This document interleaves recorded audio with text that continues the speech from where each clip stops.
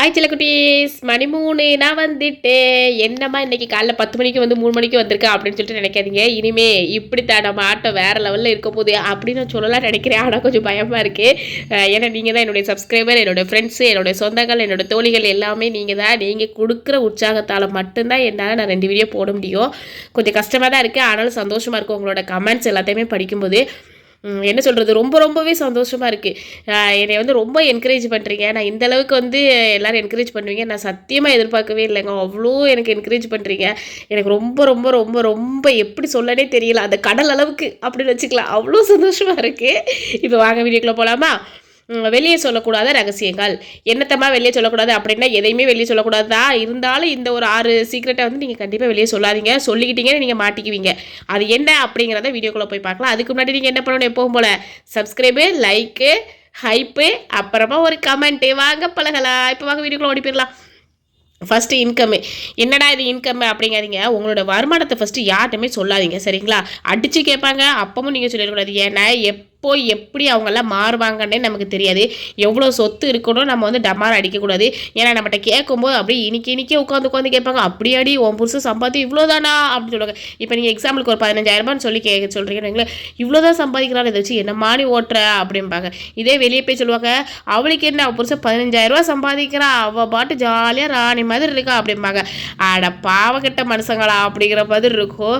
ஏன்னா நம்ம முன்னாடி ஒன்று பேசிட்டு அடுத்தவங்க முன்னாடி ஒன்று சொல்லும்போது அதை கேட்கும்போது வரும் பாருங்க ஒரு கோவம். அந்த கோவத்துக்குலாம் அளவே கிடையாதுங்க. சில பேருக்கு வந்து மற்றவங்க லைஃப்பை பற்றி கேட்டால் மட்டும்தான்ப்பா தூக்கமே வரும். அது எப்படி என்னன்ட்டுலாம் தெரியாது. ஸோ கண்டிப்பாக நீங்கள் வந்து ஷேர் பண்ணவே பண்ணாதீங்க. உங்களோட சீக்ரெட்ஸ் உங்களுக்கு மட்டும்தான். இப்போ புருஷனோட சம்பாத்தியம் பொண்டாட்டிக்கும் அவங்களோட அம்மாவுக்கும் அவங்க குடும்பத்துக்கு தெரிஞ்சால் மட்டுமே போதும். அதை விட்டுட்டு எல்லாருக்குமே தெரியணும்னு நீங்கள் நினச்சிங்கன்னா, இப்போ எல்லாருமே ஃபஸ்ட்டு என்ன தெரியுமா கேட்பாங்க, உன் புருஷன் இப்போ எவ்வளோ சம்பாதிக்கான், எவ்வளோ வாங்குறான், இப்படித்தான் கேட்பாங்க. நீங்கள் ஃபஸ்ட்டே சொல்லிடுங்க, என் புருஷன் எவ்வளோ சம்பாதிக்கிறான்னு என்கிட்ட சொல்ல மாட்டார், அதை அவரே வச்சுக்குவார் அப்படி சொல்லிடுங்க, சரிங்களா? ஏன்னா நான்லாம் சொல்லி நிறைய மாட்டிக்கிட்டேன். இது மூலமாக என்ன தெரியுமா ஆகுது, நம்ம புருஷனோட மதிப்பை நம்மளே வந்து குறைச்சிட்றோம். ஒன்று இல்லைன்னு வைங்களேன், நம்மளோட புருஷனை வந்து அவங்கெல்லாம் அப்படியே ஓவராக இதாக பேசுகிறது, என்ன சொல்கிறது, கந்திஷ்டி விழுற மாதிரி. அதுக்கப்புறம் பார்த்திங்கன்னா கை கால் வழியில் தான் கிடந்து நம்மளை அவஸ்தப்படுத்துறது நம்ம தான் கையை காலை அமுக்கி விட்டுட்டு கிடக்கணும். இந்த தலைவலிலாம் நமக்கு தேவையில்லை அப்படின்னு நீங்கள் நினச்சிங்கன்னா உங்களுடைய வருமானத்தை யார்கிட்டையுமே தயவு செஞ்சு சொல்லாதீங்க. இது மூலமாக கந்திஷ்டி வராமலும் தப்பிக்கலாம். இன்னொரு விஷயம், நம்ம வந்து யார்கிட்டையுமே சொல்லாமல் இருக்கிறதுனால நிம்மதியாகவும் இருக்கலாம், ஓகேவா?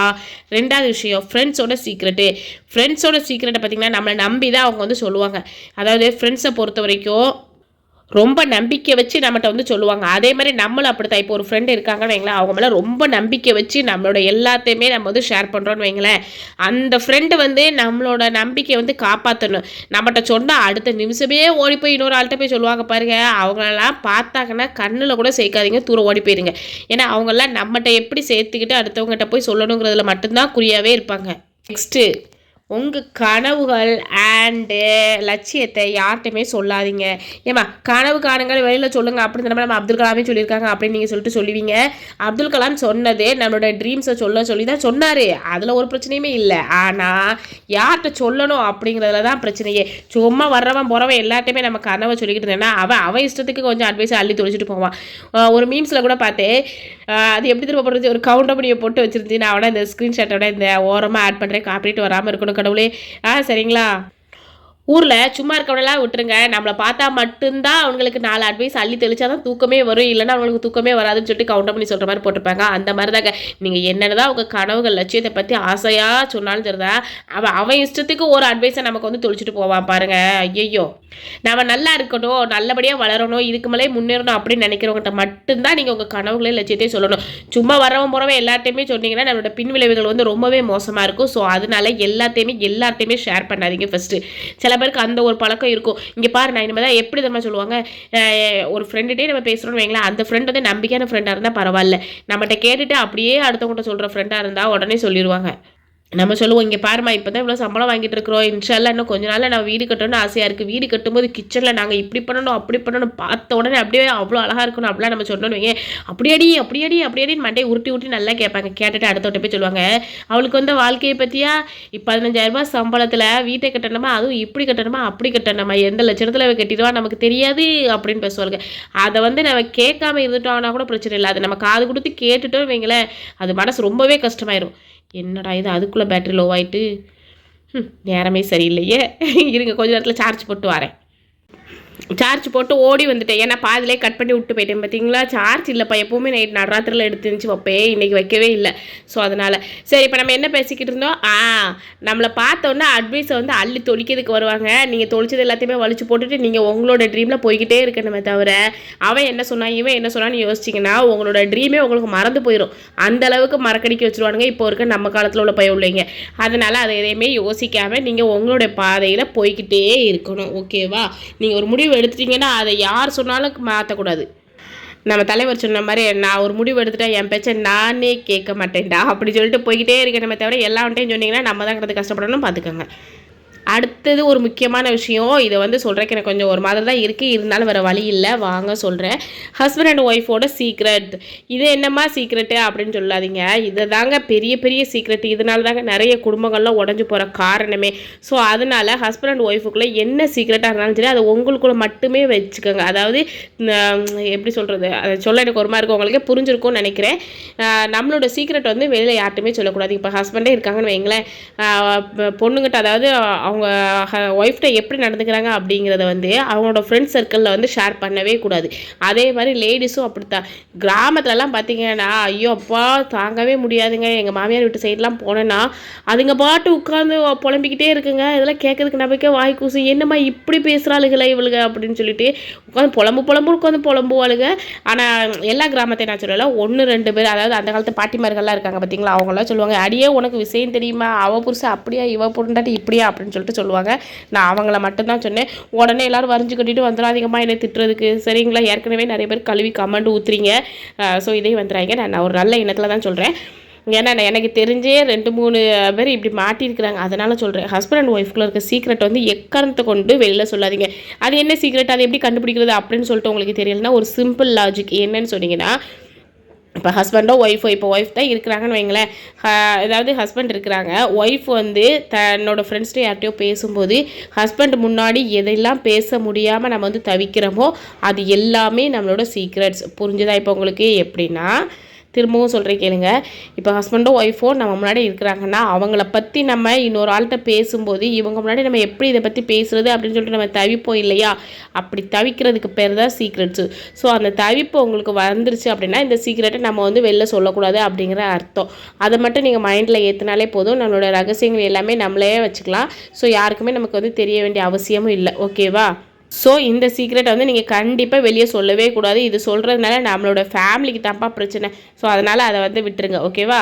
இப்போ நெக்ஸ்ட்டு பலம் எது பலவீனம் எது நமக்கு மட்டுமே தெரியும், எது பலம் எது பலவீனம்னு சொல்லிட்டு அதை முதல்ல யார்ட்டையுமே சொல்லக்கூடாது.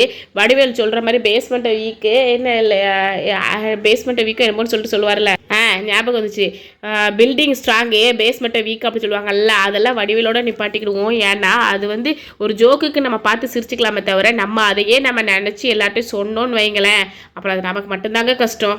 நமக்கு மட்டும்தான் தெரியும் எது பலம் எது பலவீனம். அதை முதல்ல யார்ட்டையுமே சொல்லக்கூடாது. அதை சொல்லிட்டு திருன்னு திருவிழாவில் காணப்போன ஆடு மாதிரி முழிச்சிக்கிட்டு இருந்தோம்னா ஒன்றுமே பண்ண முடியாது. நம்மளோட வீக்னஸ் என்னன்னு தெரிஞ்சுக்கிட்டா போதும், அதை சமாளித்து ஈஸியாக முன்னேறலாம். ஓ இதுதான் நம்மளோட வீக்னஸாக, சீக்கிரத்தில் முன்னேறலாண்டா அப்படின்னு சொல்லிட்டு விஷால் ஒரு படத்தில் காது ஏதாவது டக்குன்னு காதில் ஏதாவது சத்தமாக கேட்டுச்சுன்னா டக்குன்னு மயங்கி விழுந்துருவார். கேட்டிருக்கீங்களா, பார்த்துருக்கீங்களா? அப்போ அவர் என்ன பண்ணுவார், அவரோட வீக்னஸை வந்து மறைக்கிறதுக்காக காதில் வந்து ஹெட்ஃபோன் வந்து மாட்டிக்குவார். ஹெட்ஃபோன் மாட்டிக்கிட்டால் நமக்கு வந்து எந்த சத்தமே கேட்காது. அப்போ நம்ம அதை வந்து திரும்பி பார்க்க மாட்டோம். திரும்பி பார்க்காம இருந்தால் நம்மளோட பாதையில் நம்ம முன்னேறி போய்கிட்டே இருக்கலாம். அதுதான் உண்மையான கான்செப்ட்டுங்க. ஓகேவா? ஸோ நீங்களும் அதே மாதிரி தான், நீங்கள் எதை பற்றியுமே யோசிக்காதீங்க. நம்மளோட வீக்னஸ் இதுதான் அப்படின்னு தெரிஞ்சிச்சுன்னா அதை விட்டு வெளியில் வர்றதுக்கு மட்டும்தான் நீங்கள் யோசிக்கணும். அதை விட்டுட்டு அதை நினச்சி நம்ம கவலைப்பட்டு இன்னொருத்தண்ட நம்ம சொன்னோம் அவ்வளோதான், நம்ம செத்தோம், அதோட நம்மளை முடிச்சு விட்ருவாங்க. வேறு வழியே கிடையாது. நம்ம ஒன்றும் சினிமா ஹீரோலாம் இல்லைப்பா பலமாக இருக்கிறதுக்கு. நம்மகிட்டையும் ப்ளஸ்ஸும் இருக்கும் மைனஸும் இருக்கும். ப்ளஸ்ஸை மட்டுமே நம்ம எடுத்துக்கணும், மைனஸை வந்து நம்ம ப்ளஸ்ஸாக மாற்றிக்கணும். அது மட்டும்தான். இது மூலமாக மற்றவங்க நம்மளை குறைவாக வந்து மதிப்பீடு செய்வாங்க. பார்த்துக்கோங்க. எப்படின்னு உங்களுக்கே நல்லா புரிஞ்சுருக்கும். நம்மளோட பலவீனத்தை நீங்கள் வெளியில் சொல்ல ஆரம்பிச்சிட்டாலே போதும், நம்மளோட பலத்தை வந்து அவங்க குறைச்சிக்கிட்டே இருப்பாங்க. ஸோ நம்மளோட பலமோ பலவீனமோ எதுவுமே எவனுக்குமே தெரிய வேண்டாம். எனக்கு மட்டுமே தெரியும்டா போங்கடா டே அப்படின்னு சொல்லிட்டு நீங்கள் விட்டுருங்க. நீங்கள் வாழ்க்கையில் சிறப்பாக இருப்பீங்க. ஏன்னா நான் இதெல்லாம் நிறைய அடி வாங்கியிருக்கேன், அதனால் நான் சொல்கிறேன். சரிங்களா? நெக்ஸ்ட்டு 6வது, ரொம்ப நம்பிக்கை வச்சு யார்ட்டையும் ஷேர் பண்ணுறோன்னு பண்ணாதீங்க. ஓகேவா? இவன்கிட்ட சொன்ன இவன் யார்கிட்டையுமே சொல்ல மாட்டான்ப்பா, நான் இவனை நம்பி எவ்வளோ வேணாலும் சொல்லுவான்ப்பா அப்படின்னு நினச்சி நீங்கள் சொன்னீங்கன்னா பயவுள்ளைங்க உங்கள்கிட்ட ஊன் மண்டே உருட்டிட்டு அடுத்தவங்ககிட்ட போய் வாயை திறந்துருங்க. பழைய காலத்தில் கதையில் ஒரு கதை சொல்லுவாங்க தெரியுமா, டே யார்ட்டையுமே சொல்லாதடா, சொன்னா வயிறு முட்டி இல்லை வயிறு வீங்கி செத்து போயிடுவாடா அப்படின்னு சொல்லுவாங்க. அப்போ அவன் என்ன பண்ணுவான்னா மண்ணை தோண்டி உள்ளே வந்து சொல்லிட்டு மண்ணை வச்சு மூடிட்டு போயிடுவானா. அதில் ஒரு விதை உளுந்து அது நல்லா முளைச்சி மரமாகி அதுலேருந்து வர்ற சத்தம் எல்லாமே அந்த சீக்ரெட் எல்லாமே வெளியில் வருமா. ஸோ சீக்ரெட்டை வந்து எவன்கிட்ட சொல்லணும் சொல்லக்கூடாதுன்ட்டுலாம் கிடையாது, எவன்கிட்டயுமே சொல்லாதீங்க, அவ்வளோதான். அதே மாதிரி சில பேர் இருப்பாங்க, நம்மக்கிட்ட பேச வரும்போதே ஸ்டார்ட் பண்ணுற விஷயம் எப்படி தெரியுமா பண்ணுவாங்க, அடியே உனக்கு ஒரு விஷயம் தெரியுமா அப்படிம்பாங்க. என்னம்மா அப்படின்னு நம்ம கேட்டோன்னா, பக்கத்து வீட்டுக்காரி இருக்கா பத்தியா, அவள் என்ன செஞ்சான்னு தெரியுமா அப்படிம்பாங்க. அப்போமே போதும் நீ மூடு அப்படின்னு சொல்லிட்டு, அதாவது சாரி இந்த வார்த்தை யூஸ் பண்ணலாமலே தெரியல, சில பேர் சொல்லுவாங்க தெரியுமா, என் ஃப்ரெண்டெல்லாம் ஒருத்தர் இப்படி தான் சொல்லுவாங்க, அஸ்ரீங்கிறவல்ல நீ நிப்பாட்டுமா அப்படிம்பா. அவளை பார்த்த உடனே சொல்லுவாள். அப்போ நான் கேட்டேன் ஏன்டி இப்படி சொல்கிற அப்படின்னா, அப்போ அவள் சொல்லுவாள், அடியே அவளை பற்றி உனக்கு தெரியாது, அடியே அப்படின்னு சொல்லிட்டு உள்ளே வந்தானா அவள் அடுத்த வீட்டு பொருளே நம்மகிட்ட பேச வரான்னு அர்த்தம். அதே இது இன்னொருத்திட்ட போய் அடியேன்னு சொல்லிட்டு சொல்ல போனான்னா என்னோட விஷயத்த அவட்ட போய் சொல்ல போகிறான்னு அர்த்தம். இவட்ட இப்படி பேசுறது தப்பே இல்லடி அப்படின்னு சொல்லிட்டு சொல்லுவா. நான் நல்லா கவனித்து பார்த்துருக்கேன். எனக்கு இப்போ பேசும்போது அவன் ஞாபகம் தான் வந்துச்சு. ஃபோனை வீடியோ எடுத்து முடிச்சுட்டு அவட்ட தான் ஃபோன் போடணும். கொஞ்ச நேரம் பேசினா தான் கொஞ்சம் நல்லாயிருக்கும். ஃப்ரெண்டுகிட்ட பேசுகிறதுக்கு சந்தோஷப்படுங்க, சந்தோஷமாக ஜாலியாக பேசுங்க. எல்லாத்தையுமே சீக்கிரட்டாக சொல்லணும்னு அவசியம் இல்லை. உங்களுக்குன்னு தெரியுமா, நம்ம நல்லா இருக்கணும், நம்மளோட வெல்விஷர்ஸ்லாம் இருப்பாங்க தெரியுமா, அவங்ககிட்ட எல்லாத்தையுமே ஷேர் பண்ணுங்கள். அப்படி சொன்ன ஃப்ரெண்டு தான் நான் இப்போ சொன்ன நஸ்ரீங்கிற ஃப்ரெண்டு என்கிட்ட எல்லா சீக்ரெட்டுமே சொல்லுவாள். அப்புறம் இன்னொன்று என்னென்னா, பேசினால் நல்லதே பேசுங்கள், இல்லையேல் மௌனமாக இருந்து விடுங்கள். இது யார் சொன்னா, நம்மளோட நபி ஸல்லல்லாஹு அலைஹி வஸல்லம் அவங்க தான் சொன்னாங்க. பேசினா நல்லதே பேசுங்கப்பா, இல்லையே பேசாமல் அமைதியாக இருக்கிறதே வாயை மூடிட்டு இருங்க, அதுவே ரொம்ப நல்லது அப்படின்னு சொல்லிட்டு சொன்னாங்க. அதுதாங்க உண்மை. உங்களால் பேச முடிஞ்சால் பேசணும், இல்லையா அந்த இடத்த விட்டு காலி பண்ணிடுங்க, அவ்வளோதான். மௌனமாக இருங்க. அதுக்காக மௌனமாக இருக்கிறது பிறருடைய பழிகளை வந்து பழி சுமக்க வந்து சாரி தப்பாக சொல்லிட்டேன்.